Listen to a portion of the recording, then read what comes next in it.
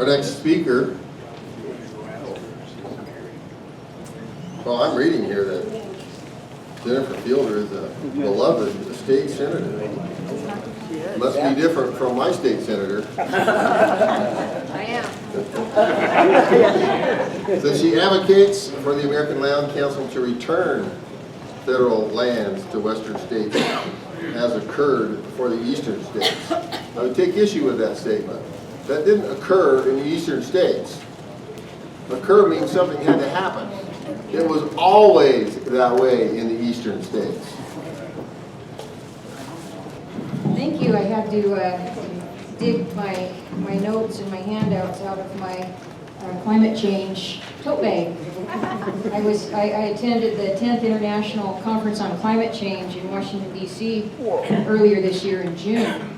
And it was an amazing conference. It was put on by the Heartland Institute, and they brought in real scientists, and they showed us real science and showed us where the phony science was being manipulated to sway public opinion about fears about our climate. You know what was interesting about that, though, this forum was primarily legislators from around the country and scientists in the room together. There was about, I'd say about 150, maybe 200. And I've never been in a meeting like that where it's scientists and legislators and dining together and sitting with each other and mostly listening to the scientists speak. But what I found out was that the left isn't just attacking the elected officials and the grassrooters, they're attacking the scientists too. And to hear some of these scientists get up there and talk about and to show us their science and real science that's repeatable evidence of what's really occurring in our climate, and those people are under attack as well. So when you come under attack, just know that you're in good company, you're not alone. And what we need to do is figure out how to talk to people about things they care about in a way they can understand. A lot of the folks that are out there today protesting probably believe what they've been told about you rather than come and find out for themselves about you. So we have to do a good job of telling people who we are and what we're really about in a way that they can relate to. And we have to do it with love and kindness and understanding that there's an awful lot of people out in this world today that are just being misled. So we need to lead them in a right direction, in a truthful direction. I'm going to bring up some notes here. My name is Jennifer Fielder. I'm a state senator from here in northwest Montana, and I live in Thompson Falls area. My husband and I have a little piece of timberland. He's a retired wildlife biologist. I'm a retired recreation planner, and we love our outdoors. But we see what's happening on the landscape, and it's concerned us, and that's a big part of what led me to get into politics about 3 years ago. I want to talk to you today about our public lands and the current system of management, and point out what you probably already know is that it's not working. Federal land management is not working well. What we all want is healthy air and water and wild animals. And we all want safe, vibrant communities, and we all want abundant recreation opportunities. And when I say we all, I mean everybody. I mean the people outside, I mean the people in here, I mean the people in suburban Missoula, New York, New Jersey, wherever they're at. We all want a healthy environment, we want safe, thriving communities, and we want abundant outdoor recreation opportunities. So there's our common ground, and there's how we talk to people about our issue. So the problem is that what we've been told is that to get that what we need is to preserve our public lands and lock them up, kind of a hands-off, don't touch, like a museum style of management, like a musty old museum where you can't touch anything. But what we're finding is because of that museum management, what we're really getting is dirty air, dirty water, decimated wildlife being burned up by the millions. And our communities are suffering. Our communities are becoming extremely economically strained. We're seeing increases in crime and drugs and hopelessness in our communities. We're seeing people leave and our communities being boarded up, many of the businesses being boarded up. We're seeing schools being closed in some areas. especially where federal land management is predominant in those communities. And we are also seeing our recreation access be closed off or destroyed, actually obliterated. So that's their solution, and their solution really is the problem. So what we really need to do is to restore balance so that we can have a healthy environment, so that we can have abundant wildlife, so that we can have ample outdoor recreation opportunities and safe, healthy communities again. And to manage our public lands less like a museum and more like a garden. Think about the gardener. How many of you in here tend your own garden? How many of you think it would be better to have somebody from Washington, D.C. tend your garden for you? They probably wouldn't be able to stay on top of the weeds, let alone the watering or anything else. Those who know the garden and its unique conditions best, and whose health and well-being depend on the vitality of that garden produce, are more motivated to take better care of it. It's just a simple fact. They're more motivated, you're more motivated to take care of your garden than somebody else who's not relying on the crop.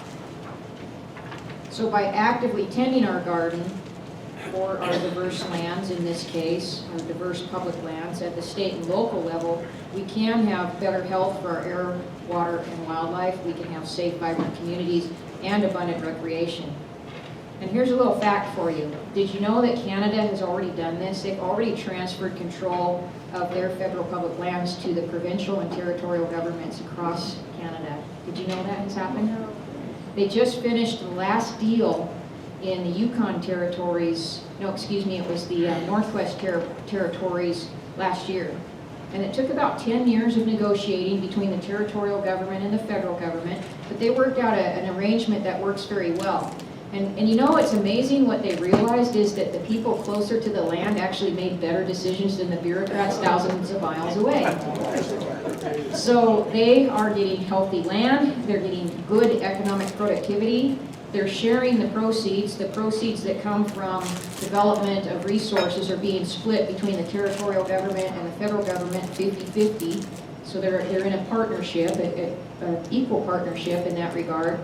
The territories have all regulatory control of the lands and resources as well, because the federal government was messing that up too. So all of the authority for land management and resource management, resource development has transferred to the local governments up there, or the territorial governments, which are fairly local.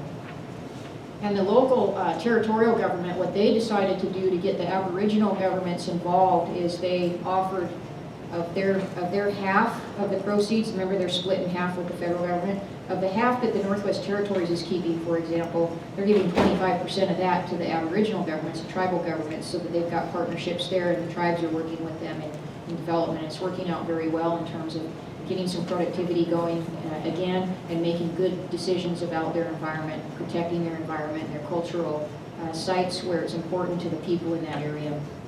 So it's already been done before. They worked out some great deals in Canada. We can look to those models. Maybe we don't have to do exactly what they did, but we can customize our plan. We know that it can work if we can convince our elected officials to have some knowledge and some courage to lead out on this. But in order to get them to lead out, we're going to have to convince the people to give them the courage to do it. Unfortunately, a lot of politicians won't adopt an idea or lead out on something until they feel like it's safe. And the way that they know it's safe is if the polling numbers tell them so. And so that's the way Washington, D.C. essentially works. Not all of them, but I would say most operate under those premises. So here's our job. We have got to convince the urban masses that this matters to them. The rural people tend to get it. I would imagine that pretty much everybody in this room probably understands the idea of local control being better. When you have access to your representatives, you can make a difference with them. It's a lot easier to change politics at the local level than it is at the national level. You have access to your elected officials here, and you don't really have access to your Washington, D.C. elected officials. And even if you did, which I do, there's only 3 of them out of 535 in Congress. So Montana doesn't have much of a voice. So I'm going to tell you a little story, a few stories actually, because here's something I think that we need to keep in mind as activists, and that is that facts tell, but stories sell.